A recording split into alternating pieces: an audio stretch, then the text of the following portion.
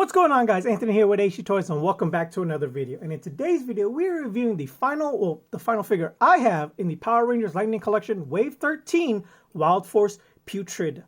This is basically their version of the putty for the Wild Force series. I don't know very much about it. Actually, I don't know anything about it. But here you go. You have the plastic-free packaging. You have 3D rendering of the figure up front. You have a 3D artwork of the figure right here. More of that artwork right here on the side. Power Rangers Wild Force logo at the top. You have 3D rendering of an action pose. You have 3D rendering of everything that comes inside. You have the figure, 2 extra hands, a weapons, and a lightning effect. According to the box, this figure stands at 6.25 inches tall. Legalese here at the bottom. Barcode right here if anybody needs it. Actually, I would say this is the color of the Ranger, but it's technically not the color of the Putrid. I don't know why they didn't go with like a gray or a purple. But whatever reason, they went with like this yellowish green and the face. So yeah, same with that yellowish green up top. Legalese at the bottom. Enough of that. Let's open this up and hope nothing is wrong with this figure. Okay, and here we have the Putrid out of packaging, and he is looking pretty good. No glaring issues with this one so far that I've really looked over too hard, but right out the box, he has everything he's supposed to come with. No missing items, and yeah, so far so good. But speaking of items, he comes with one posing hand on him out of factory, one fisted hand on the other side. He comes with one karate chop hand. There you go. And then one weapon holding hand. And the weapon holding hand is for this weapon right here. Now, as you guys recall, I didn't really watch Wild Force, so I have no idea what this thing is called, but it's a cool looking weapon. Kind of like a little, I don't know if this is an axe or just a handguard, and then like a baseball bat with spikes. And that is accompanied by this lightning effect. Now, I don't, like, according to the picture, it just kind of sticks on like that. I don't know. Did these things charge up? Is that how it is?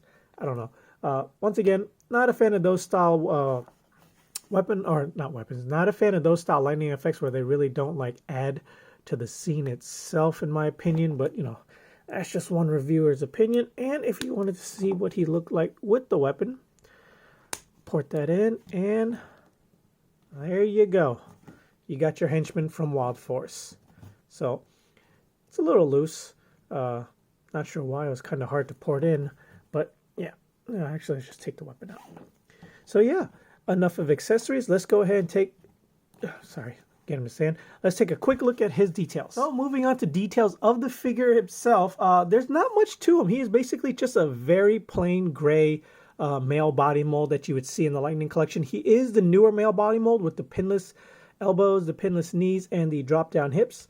Luckily, nothing is loose on this one, so that is a major plus. So I'm not sure what was going on with like all the other, well, not the others, but like there's one male figure, the yellow color swap Ranger, that's like just loose in every single joint that he is, and a lot of people were scared that that's how the new male buck was going to be. But this one is actually really good. His face sculpt is done very nicely. Like I said, I don't know how these guys look. I don't know if this is super accurate to how the show was, but it's a good-looking head sculpt. Good-looking henchman. My red lines are painted on very cleanly. Nothing mess up right there. Nice clean line work on the back. Belt is painted red on the back, black on the front. Nice purple right here that matches the mouth and the eyes. The horn is done in a nice gold. No overspray anywhere. There is a little bit of missing gold at the very tip, but not too bad. Overall, yeah, very plain, very simple. I'm pretty sure if you guys are a Wild Force fan, you'll have more nitpicks about this than me.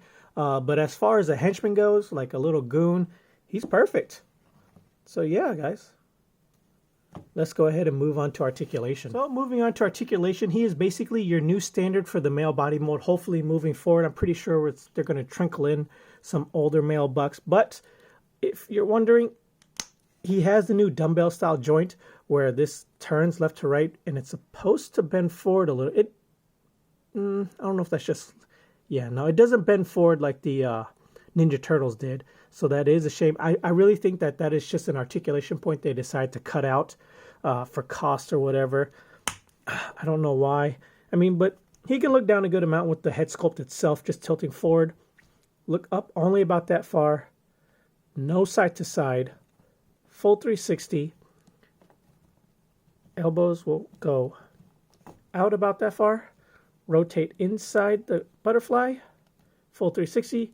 The butterflies will go back about that far, forward about that far, upper bicep swivel, double jointed pinless elbows, get a full range of motion like that, wrist rotation, hinges in about that far, out about that far, upper diaphragm, nice rock side to side, lower ab crunch, will go down about that far, nice clicky sound, back a good amount, gotta love that click.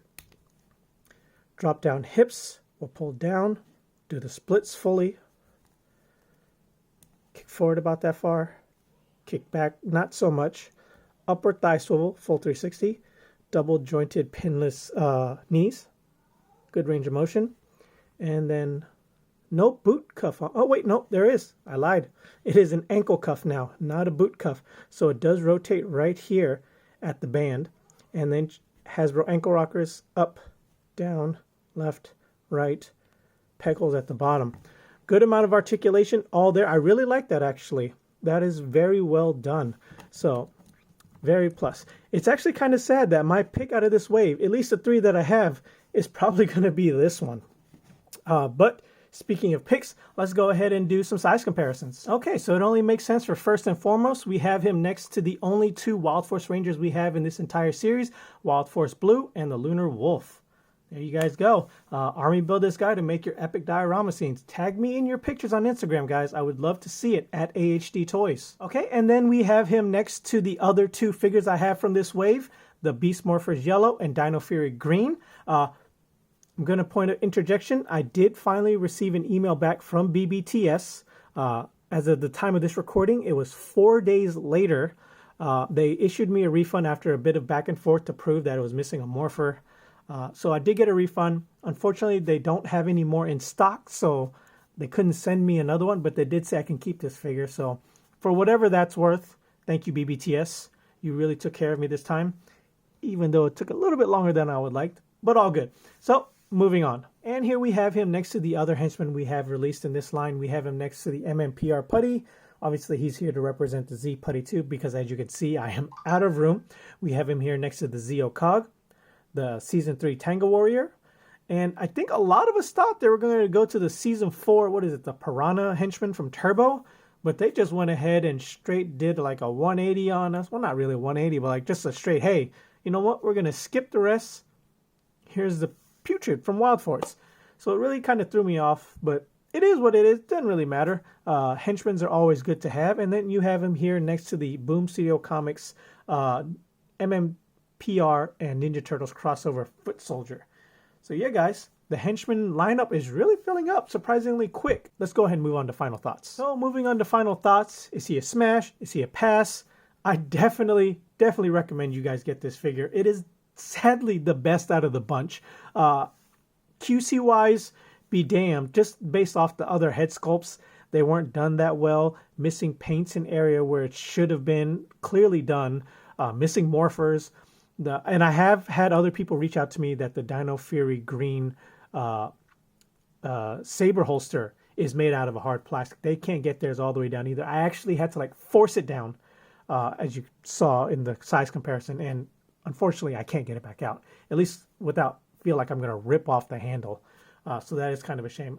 Anyways, I definitely highly recommend this figure. This is the last of Wave 13. I did not receive Dino Charge Blue, which is the one I was actually most excited for because that finally completes the core 5 from Dino Charge. But for whatever reason, nobody got theirs. I guess he's going to be his own case shipment. I guess because they anticipate a lot of people wanting that figure. So yeah, I don't think it's going to be out this year. I could be wrong. I do have a couple other figures to review in this line, but this is the last of Wave 13. If you guys made it this far into the video, please consider giving a like because you clearly liked what you saw. And if you want to see more, subscribe to the channel. It really helps this channel grow. But anyways, guys, until next time, later.